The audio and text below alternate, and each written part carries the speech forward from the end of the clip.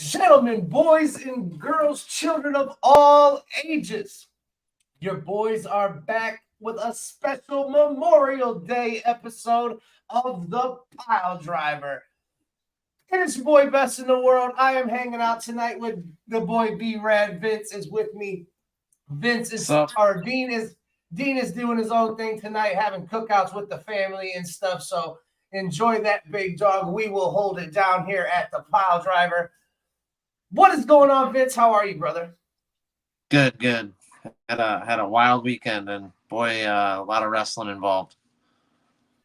Most definitely. You went to Gauntlet for the gold. AIW put on a show. It was at Temple Live? Correct. Temple Live. So, yes, AIW Gauntlet of the gold. Vince is going to touch on a couple of his favorite matches for us, but the creme de la creme, so to speak, of AIW Gauntlet for the gold, the one, the only, Kurt fucking Angle. How was it meeting an Olympic medalist and Hall of Famer? It was awesome. The line was incredibly long. I couldn't believe it. Probably one of the biggest meet and greets I've been a part of. It was great though. He was very nice, very generous. Immediately shakes hands. You know, he was a real treat to meet. Signed a couple things for me. Signed a DVD and a. Did he sign that one obscure DVD you were telling me about? So I was gonna have him do that, and then when I saw how much the signatures were per, I ended up choosing one that I'd already had signed by Masato Tanaka. It was I believe the 06 ECW one night stand. So I figured since he was in one of the matches on the back, I had him sign that instead. Okay.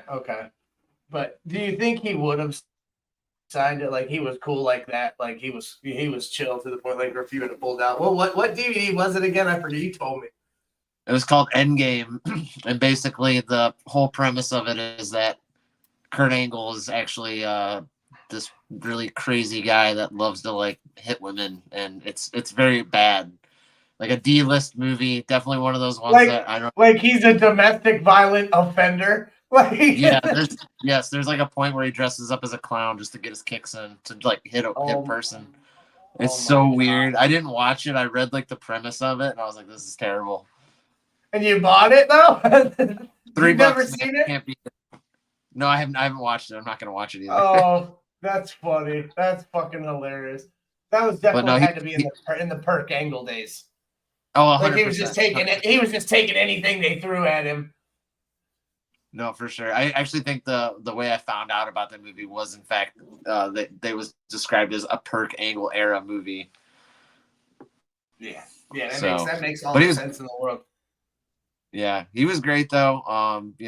Really generous guy. Shook my hand, took a photo with me, stuck his arm right around me and my buddy Angelo, and just smiles all day. Like I said, I couldn't believe how long the line was. I want to say we got to Temple maybe like 6:15, and the line was all the way to the end of the corner by the big marquee, and then it took from 6:15 till we missed the pre-show, which I was a little sad because Gabby Forza and Katie Arquette went up against each other. But we got in right as the actual show started at 7:30, which was like, oof. Nice. Well, tell us a little bit. Tell us a couple of your favorite matches from AIW. We don't have to get into the whole card. You can spit out a couple winners, so you don't have to. But tell us some exciting things that happened. I know that Wes Barkley was in action. I know Derek was in action. Yep.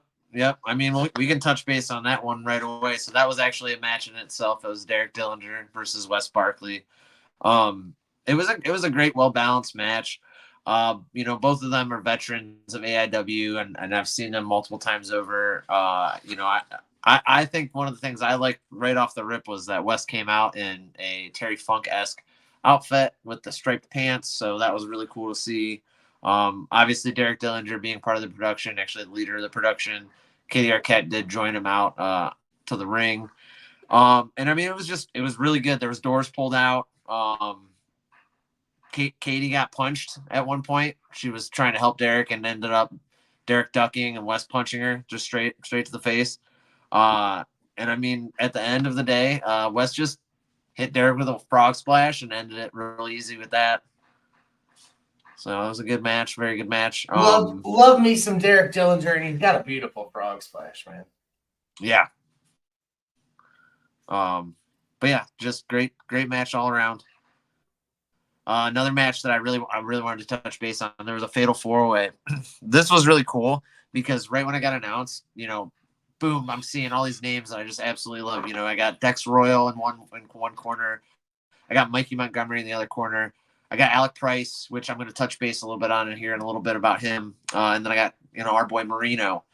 We're so used to seeing Marino part of PME. So seeing him in a singles match, in a fatal 4-way, that was really, really cool. Fonzie did join him out out to the ring. So that was cool.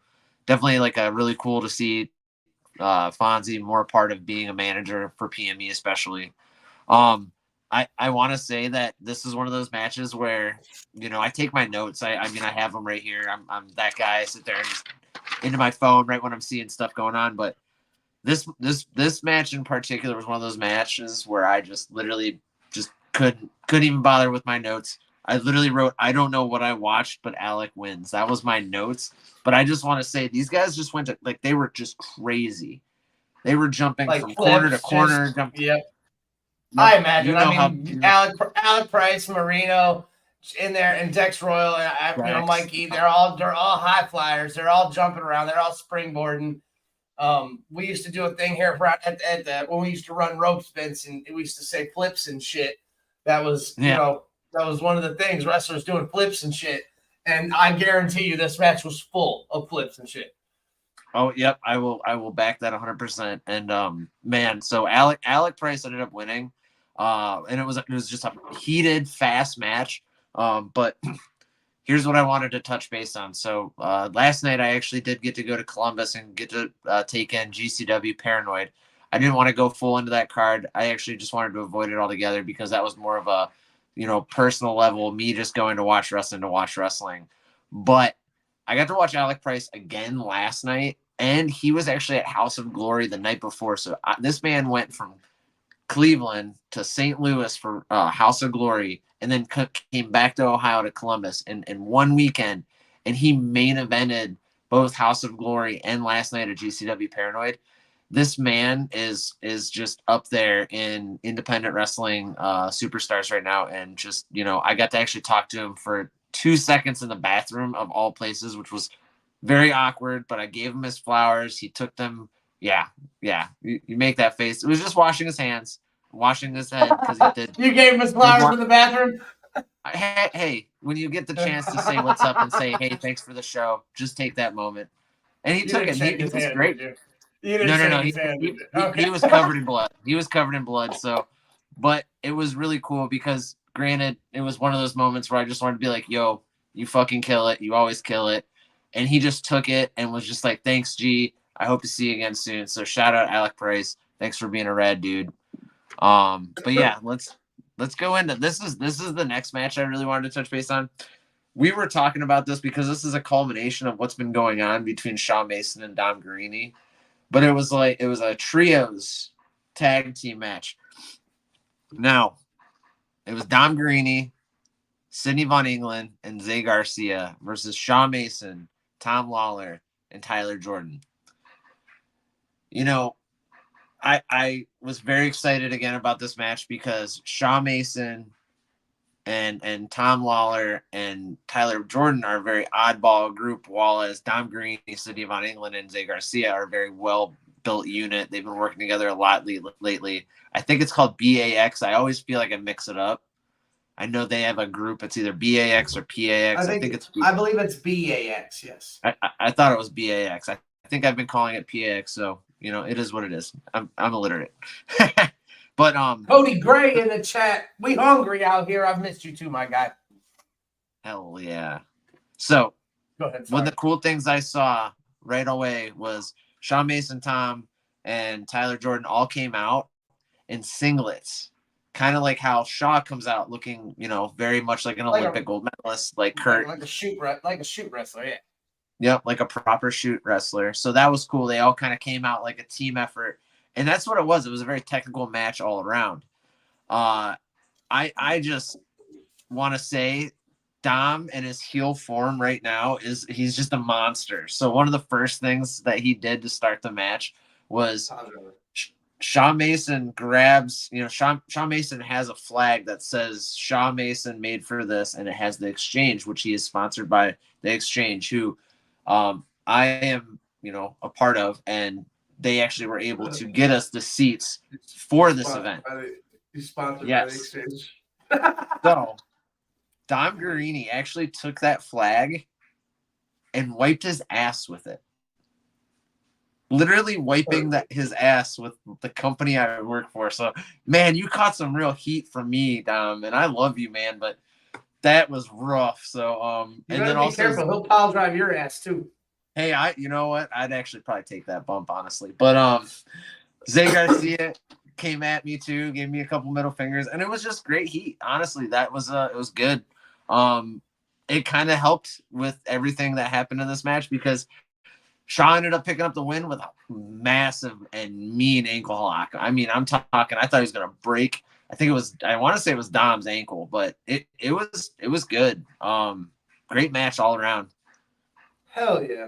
That's what's up. Did you get a pile driver at all?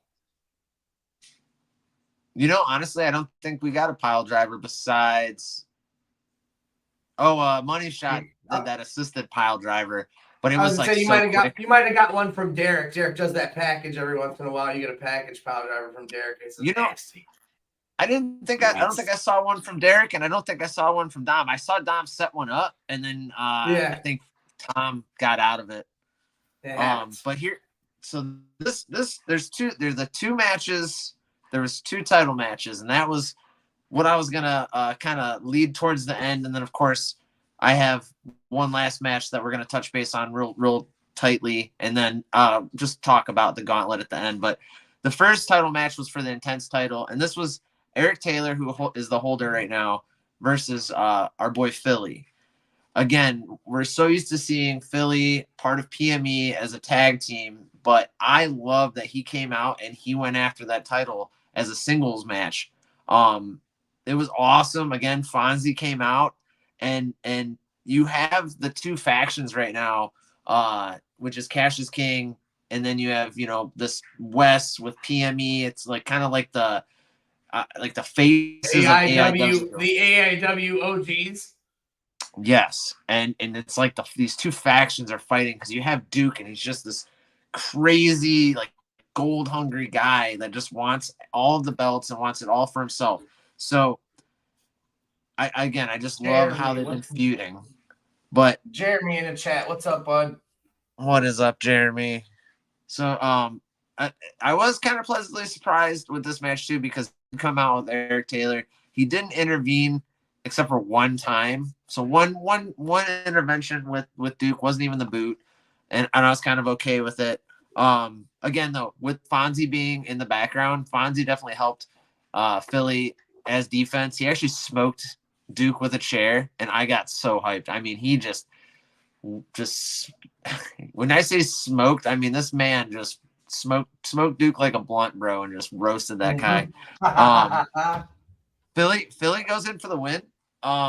Ends up getting countered. I don't remember what all ended up into the counter, but Eric Taylor ended up getting that curb stomp at the end, and ends up retaining. And it was awesome though. But I want to say one of the best things I saw in this match was one of the sells from Philly. So when he did do that curb stomp, he's got his head facing the mat. Philly spun 360 off the curb stomp. So when the boot hit the head, he hit the mat and then went whoop, whoop, whoop, and then landed face first again. And I was just like, wow, what a sell. That was really cool.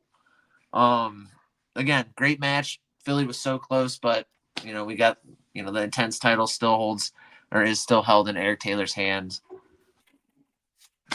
And then the next one, Absolute title though. This is the one that blew me away. This was the one that actually I was very surprised about. So Isaiah Bronner versus Chuck Stone. I don't know what to say about this. I'm gonna say that this match was outside of the ring most of the time. They were beating the living crap out of each other. I want to say that, obviously Chuck Stone being part of Cash's King, Duke comes out with them. So, of course, there was a lot going on with there. Ends up intervening, distracts the ref.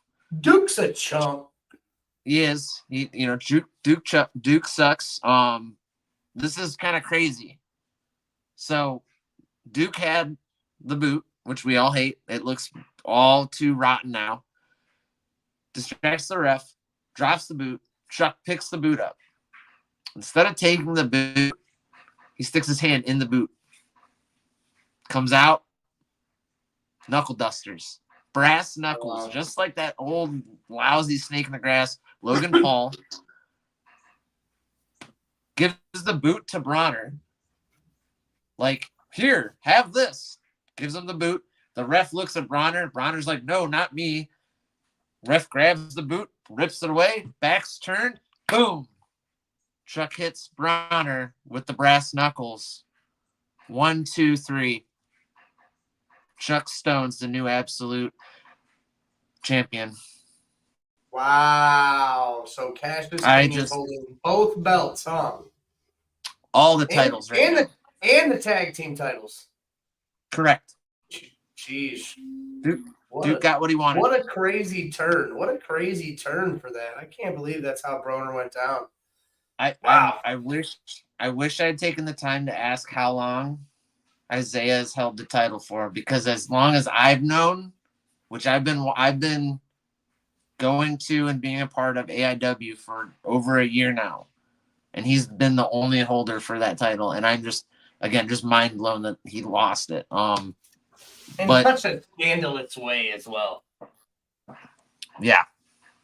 Such a scandalous way. So it was sad to see, but we will get into that here in the end, because there is a little bit of extra addedness after this next match, which I'm gonna go right into it. I didn't take any notes for this match because I took this match in. This was that retirement match I'd been talking about for a couple weeks now. This was Josh Prohibition's last match, and he came to show, and I mean just show out. So this was him versus Matt Cross, but this wasn't just regular Matt Cross that we've been seeing a lot lately in Mega and a few other places. No. This was M-Dog. This was M-Dog Matt Cross, and I'm talking came out, both parties I want to say came out as their old selves. I'm very used to seeing Josh Prohibition come out with Send in the Clowns as his song. Yeah. He came out to a completely different song, came out with a mask on. OG stuff. Yes, lots of OG stuff. Same with Matt Cross. He came out in these like swish pants, like Adidas swish pants with one leg rolled up. And holy crap. These guys, for their age and how long they've been doing it, they went in. Again, so many spots, but I think the biggest spot for me, the biggest thing that stood out for me is that at one point in this match, the entire locker room cleared out, and they came and they formed a circle around the ring. And I'm talking people that I didn't even see in the entire event. Greg Irons showed up. There's just so many names that I could sit here and try to like list, but it was amazing to see everyone in that locker room came out. Just to respect, yeah. Yep. So they were hitting the apron. What do you want to call it? They were kind of batting at the skirt, kind of like pounding like drums, and it was just they were building the energy and building this like powerful moment, and that's what they got. This went back and forth almost. I gotta say at least 15 to 20 minutes. Matt Cross would pin Josh. Josh would pull out. Josh would, pin Matt. Matt would pull out. And it was just back and forth. At one point, Matt jumps off of the turnbuckle, just falls straight to the ground on top of Josh. It was just craziness. So much action going on. And then we saw it, and I was very surprised to see Matt Cross ended up winning winning against Josh Prohibition for his last match. But not to say that Josh Prohibition left with his head hung low. In fact, I believe that he left that building with his head high in the sky with what I had heard him say about the up and coming young youth and superstars that AIW's been breeding. They've got, such good people set in place taking care of it, and just what Josh has been a part of growing this incredible promotion. It's a wonderful thing for somebody to see the fruition of their hard work end in such a glorious manner. So thank you, Josh Prohibition, for all your years as independent wrestling. It was amazing to get to see that on Friday night. So it was just a magical moment. Hell yeah. Sounds awesome. And I feel like I told you that Josh Prohibition was going to lose to Matt Cross. Tell us a little bit about this gauntlet for the gold, and then we're going to jump in and talk. I thought Jeremy was in the comments said OCW was good yesterday. I got to meet up with Jeremy, was at the OCW show. So we'll talk about that in a little bit, Jeremy. We'll, get into some of that. And then I also want to touch base. We got some mega stuff I want to talk about later. Hell yeah, yeah. So I, again, didn't even try to take notes for the gauntlet. It was all over the place. I will say that Eric Taylor and Wes Barkley started it, and they were the first two in it, and they lasted almost the entire time. I will point out a couple surprise visits. Gabby Forza, like I mentioned earlier, she was part of the pre-show. She showed up in the gauntlet, came out swinging, speared the fuck out of Eric Taylor. I was so hyped. Just so excited to see that. Ethan Page, what Ethan Page shows up, and it was one of those moments because we knew that because Eddie Kingston wasn't medically cleared to wrestle right now, he could not make it to the gauntlet. We didn't know who his replacement was going to be, and then all of a sudden the music hits, and you're just like, wow. And I gotta say, for somebody that has only ever seen somebody like him on the TV, that was really cool.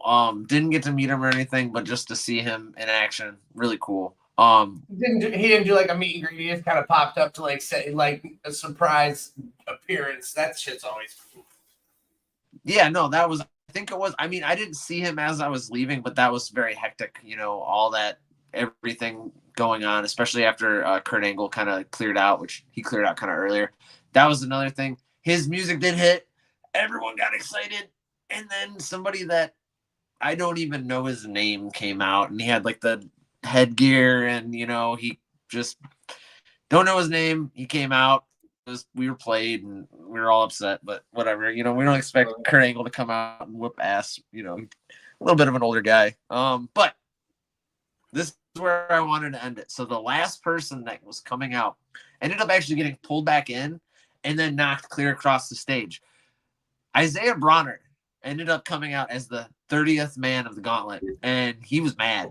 And I mean, when he was mad, he was mad. He came in and he wanted that title shot. He got screwed out of his fucking title. Yep. He wanted that title shot. Now, another factor in this gauntlet was Duke. Duke was somehow in the ring. Something happened. I do not know what, because at one point, the last four people, it was Duke, Ethan Page, Isaiah Bronner, and Bishop. Bishop and Ethan Page ended up knocking each other out of the ring. I kind of ended up focusing on that because, one, obviously I'm a big fan of our boy Josh Bishop, and I wanted to see him beat the living crap out of somebody like Ethan Page. And then all of a sudden, Duke won. Don't know how, but we know that he's a slimy little, bastard. And Isaiah Bronner got screwed again. This is where things got very interesting, because that means that Duke has to face Chuck for the absolute title. But instead, because they're all part of the same faction, Duke said, Chuck, you already got the Bill Alfonso Extreme title. why don't you just hand me over the Absolute title and we'll call it a day? Chuck seemed to be okay with that, but no. We had a rare appearance by none other than Mr. John Thorne. Nice. John said no. I've never seen him come out and do anything like this, but John said no. And then John told Duke, you want that title shot, you got to earn it. You don't get things just handed to you. He set up a cage match for Shook Ones, which is the June, I think, 22nd at Tadmore Lounge against Mr. Bronner for a title shot at Absolution. And I, for one, am extremely excited because I've never seen a cage match from AIW. So we have something to look forward to. Yep. But yeah, that was it. Great. Absolutely great. Very long, but absolutely great event. Great, show. And genuinely speaking, I had a blast. What's your rating? You know that's what we do here. So I am just 4 out of 5 pile drivers. Nothing could have been any better. I just think that it was a little bit longer, and I just wanted a little bit more of a, I don't know. I don't want to say a quicker show because we don't want that. We love long shows. You did say it went a little long. Yes, and I think that would be my only because of the Kurt Angle meet and greet. I don't think so, because they really seem to have all of that nicely set up, but I think things were kind of lagging, maybe because people were showing up a little late. I know that they, have issues like that before. So again, it was nothing to do with the show itself. I just think a little bit long. We didn't get home till like 1 a.m., stuff like that. But hey, that doesn't put any bad taste in my mouth. It was a great show.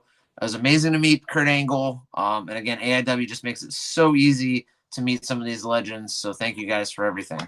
Real quick, this is a very rare occurrence. I don't mean to cut you off like this, Vince. I'm gonna go ahead and put her on the screen. Mom, my mom is in the chat. She is in Niles. Hi, Mom. Miss you. I hope everything's okay. We also are joined by General Manager Glenn Lane. Glenn, I'm sorry I didn't get to chop it up with you yesterday. We did take an OCW. We'll be talking about that a little bit. Short, a little bit. I do want to talk about something. I'm gonna use. You said 4 out of 5, correct? Yeah. I got two segues. All right. So you got to meet a celebrity over the weekend, and you got a cage match. Yep. I too got to meet a celebrity over the weekend, and I too got a cage match. All right, so let's talk about my celebrity, because he definitely wasn't as cool as yours, but he is a local legend. I went to OCW with the Hammer, Pauly, on Sunday. Battlelines was live at Kim Tam Park at Melanie Lake or Melanie Springs. I'm not sure it's Kim Tam Park. Truck Morris in the chat. He was there yesterday in action, but we missed his match a little bit. Zoe had softball, so we were running a little late. But we got there. We missed the first match. Patrick Hayes was able to defeat Truck Morris, and it is what it is. But we did see, like I said, local legend from Rover's Morning Glory, Jeffrey Allen LaRoque, was at OCW. I got to take a picture. I got to, chop it up with him for a second. Really cool dude. So I was pretty pumped. Cool. I listen to Rover every morning. So it was cool. I'm definitely gonna write an email in and see if they read it on the air. OCW was solid, man. I had a great time. It's been a while since we've been to OCW. Since we've been able to make a show. They always have shows on Saturdays, the same day as like a mega show. So it's hard to do both. There was a couple good matches. Something I do want to talk about. If you've been following OCW, Jimmy Shane had turned on Robbie Starr, and they were still tag team champions. My nephew Ray in the chat. What up, dude? So Jimmy Shane had turned on Robbie Starr and was still holding. They were still the champions, though. So yesterday, Robbie Starr was defeated in a match by Jake Ely, courtesy of Jimmy Shane, with the outside assist. Jimmy Shane comes in the ring, bro, and says, tell you what, we're going to defend these tag team titles right now. Any team in the back that wants to come out, have a shot, you got it. There, Warhorse shows up. Oh, man. Comes out of the entryway to claim their rightful spot. Robbie's laying in the ring. He's been beaten up by Jake Ely. He's been beaten up by Jimmy Shane. He's just laying in the ring. Jimmy Shane climbs out, gets on the apron, grabs the tag rope. He says, ref, he's ready. Ring the bell. Sticks his hand out like he's waiting for Robbie to tag him. Warhorse. Hoss toss. Game over. Jimmy's 1, 2, 3. Jimmy goes, oh, on the outside. Like he tried so hard to defend his title. So we got new OCW tag team champions. Wow.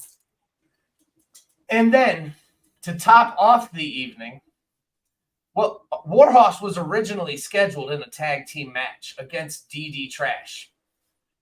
This match, Vince, was in a cage.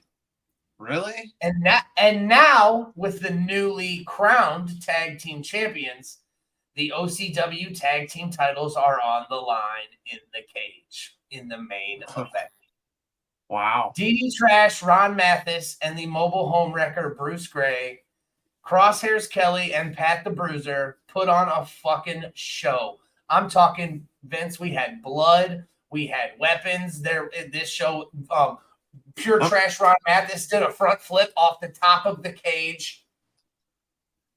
What? Yep, I got video. How many tables got broken? No tables. There was no tables. They were outside. So this was an outside venue. We were on concrete, stuff like that. So there were no tables, but like I said, we did have a 12-foot steel cage. It looked great. Door. We saw a couple of the old-fashioned door slams. Yeah. The ring was outside. You've never been to Kim Tam. You'll have to come with us and hang out. It's a real cool place. They have like a big lake where people go swimming and stuff like that. And then over here on this side, they have a big like basketball pad. But then there's another pad where I think used to be basketball. There's no more goals there. So it's just a big concrete pad. They put the ring up, barricades around it. They had a pretty packed house. It was a good turnout for OCW. It was good. I got to see Pedro. Pedro was at OCW ring announcing. I got to see Porter. One of my favorite referees. I got to pick his ear a little bit.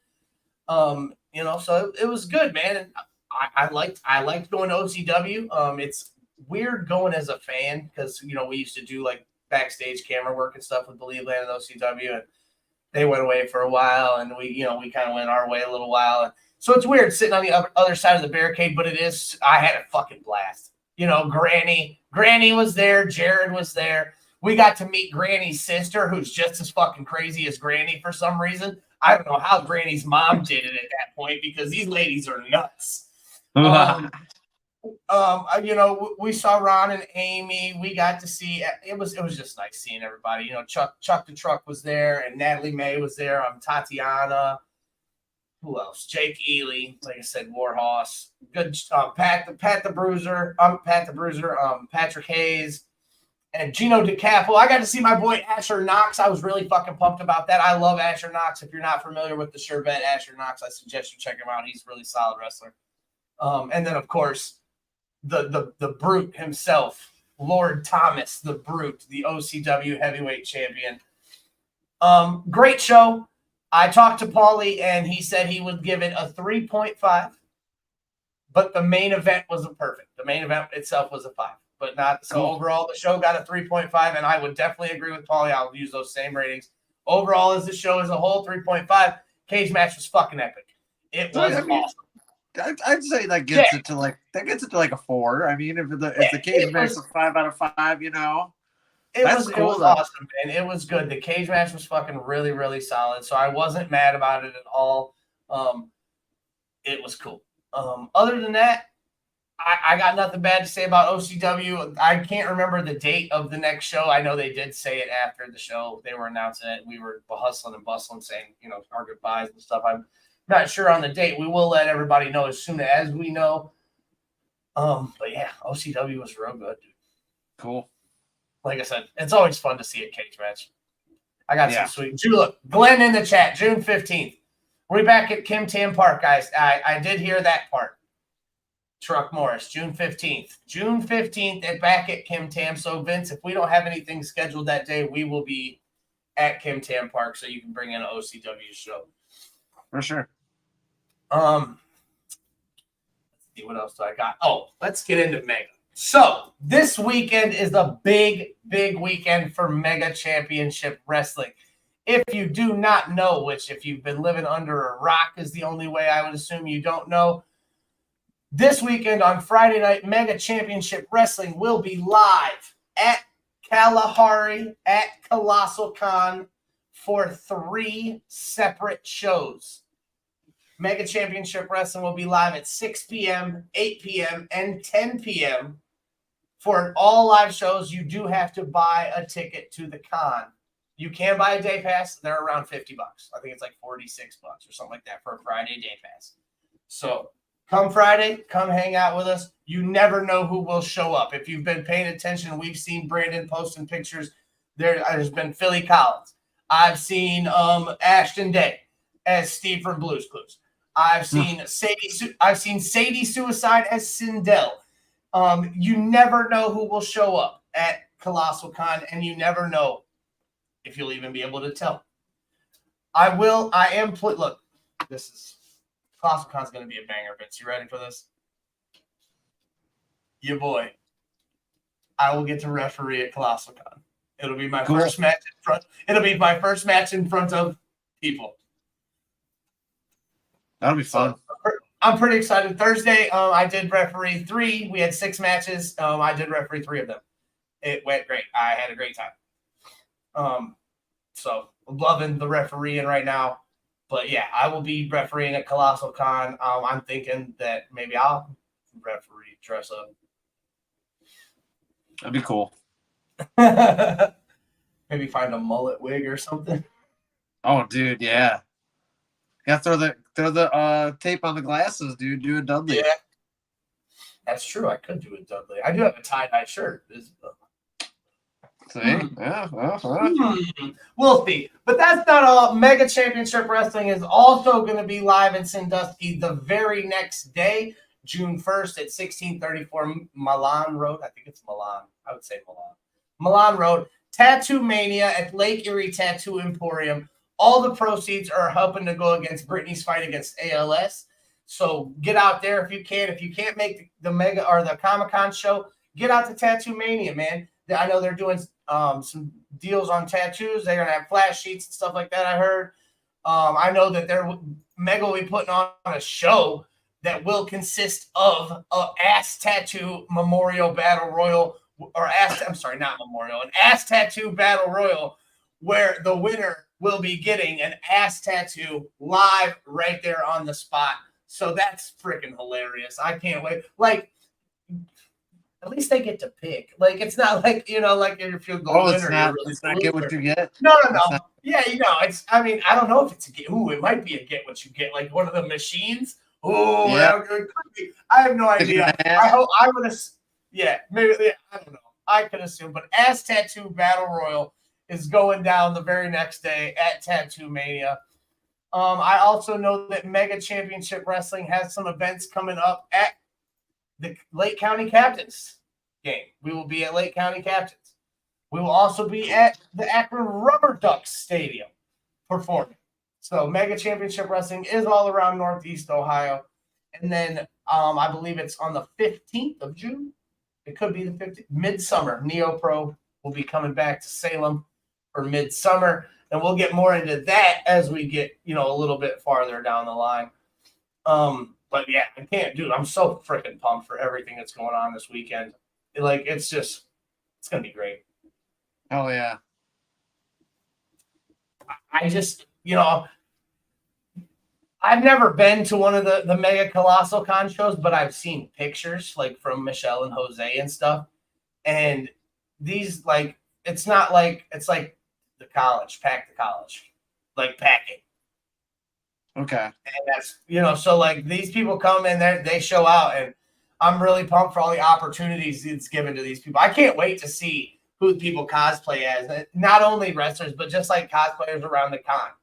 I was just going to say, so you'll see people dressed up as people in the ring, but also you'll see people dressed up as other people outside in just the crowd. Around. Yeah.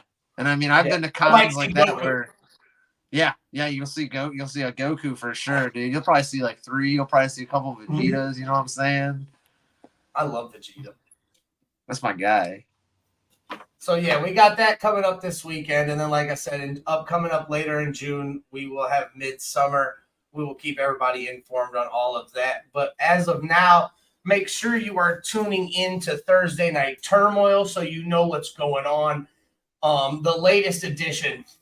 Did you see who was added to the latest entrant to Baddies and the Beast, Vince? Let's see. I think the last person I saw was Big Al. Entrant number 9, Big Al. Bro. That's awesome. Angel Metro and Big Al are the latest entrants into the Baddies Cup. And if like we said last week or a couple weeks ago, we were the first to know about it. Piledriver exclusive. The winner of the Baddies Cup will not only be getting the Mega Cup, they will also be the inaugural Baddies champion. So that's so cool. I'm pumped for this one, dude. And this one's going down June 20th. Yes, sir. July 20th, not June. July 20th. And this is a dual show. I want to remind everybody about that. One ticket gets you into both shows. We do have combo tickets available. Save yourself some money. Come hang out with us all day. Show 1, doors open at 1 p.m. Bell time at 1:30. Show 2, doors at 4:30. Bell time at 5. One ticket. Hang out with us all day. Get you a double show wristband. Get in the show for the whole day. You can get tickets right here. Piledriver Podcast. We have combo tickets available. Let me know if if you'd like to get a ticket. We can set you up. We can meet you, no problem. Cash out the money right to the boss man, right to Mega. So no money is handed in between us. You get your ticket. I'll hand you a physical ticket. Money is sent to the company. Other than that, I don't have a lot left for this evening, brother. Do you have anything? Nope, but I always throw out the thank yous. Again, just great weekend. Thanks to all of our wrestlers out there putting it on for everyone. Thanks to AIW, everyone that puts that together, making it all easy to meet legends like Kurt Angle. That was extremely, crazy and cool. And I'll tell you what, I bet you the dude probably thought I was a crackhead because I was shaking so bad when I was shaking his hand. I'm like, I feel it. I don't know. It's you don't know who, because you can say that shit about anybody. You can be like, I'll be fine. And I've said that because I've met umpteen celebrities. You know what I'm saying? Like basketball players, football players, wrestlers before. When I met X-Pac, I was the same way. When I met Sean Waltman, I was like, huh? Uh-huh. Hi, I'm Mike. I didn't know what to say. This freaking X-Pac standing in front of me. Like, it's not, so I get it. It's Kurt Angle. Yeah. Did he have his medals? No, he didn't have his medals, but I'd always wear my Olympic medals. He looked so just happy. That was, I think, one of the best things about it was he genuinely looked like he was happy to be there, and just getting to meet all his fans. I think he was just ecstatic. You could just tell like he actually wanted to be there, and that's one of the best parts of meeting people like that. And again, I think I asked him the same question twice. I usually always ask, how was your trip here? And then I always say, thank you for coming to our promotion. And I believe right after I said, thank you for coming to our promotion, I said, so how was your trip here? And he definitely gave me like a look, but I took it. It was like you just asked me that question. And he still answered, and it didn't faze him one bit. It was good. And then, I always say, get home safely. And he said, thank you very much, sir, or young man. I can't remember what he said, honestly, but great dude. And thank you again, AIW, for giving us those opportunities. Hell yeah. Hell yeah. Well, I will give a little flowers this weekend as well. I want to give some flowers first off to General Manager Glenn Lane. Even though I didn't get a chance to chop it up with him, it was good to see him when he came out because I will always and forever be a Glenn Lane guy.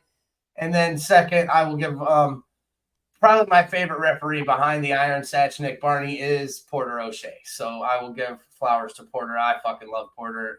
He's never strayed me wrong. Everything he's ever told me is straight up, to the point. So it was nice to be able to see him this weekend and chop it up with him for a minute. Other than that, I got nothing. Make sure you stick with us. We will be, this weekend, like I said, we will be at Colossal-Con. I will be at Colossal-Con. And then we will be at Neo Pro on the 15th. We will be at Baddies and the Beast in July. We will be all over the place. We'll let you know. We'll keep the page posted and let you know where all these events will be. Like, and Vince said, I believe the next AIW is Shook Ones. That will be at Tadmore Shrine. So make sure you're sticking with the Piledriver Podcast for all your Northeast Ohio independent wrestling needs. We will see you guys, each one of you guys next week. Thank you all so much for liking and sharing and commenting with us and bullshitting with us in the pages. We definitely appreciate it. That's all. We'll see you guys next week. Make sure you stay hydrated.